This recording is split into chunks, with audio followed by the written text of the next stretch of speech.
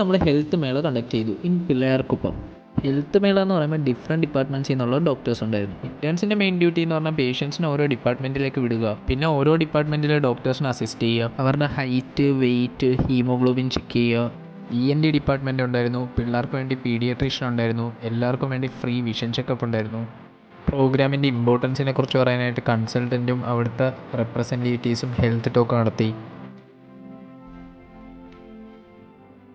Different vegetables and ന്യൂട്രീഷനെ കുറിച്ചുള്ള ഒരു കൗൺസിലിംഗ് എല്ലാവർക്കും വേണ്ടി ഉണ്ടായിരുന്നു.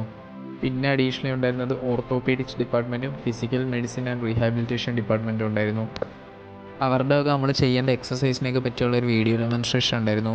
പിന്നെ ഡെൻറ്റൽ ഡിപ്പാർട്ട്മെൻറ്റ് ഉണ്ടായിരുന്നു. പിന്നെ ഒബ്സ്ട്രക്റ്റിക്സ് ആൻഡ് ഗൈനക്കോളജി ഡിപ്പാർട്ട്മെൻറ്റ് ഉണ്ടായിരുന്നു. അവർ മെയിൻലി സെർവൈക്കൽ ക്യാൻസറിനെ കുറിച്ചുള്ള കൗൺസിലിങ്ങും എല്ലാവരോടും പാപ്സ്മിയർ എടുക്കാനായിട്ട് മോട്ടിവേറ്റ് ചെയ്യുമായിരുന്നു. എല്ലാവർക്കും അവിടെ തന്നെ ഹെൽത്ത് കാർഡ് ഡിസ്ട്രിബ്യൂഷനും പിന്നെ മെഡിക്കേഷൻസും അവിടെ തന്നെ നമ്മൾ പ്രൊവൈഡ് ചെയ്തിരുന്നു.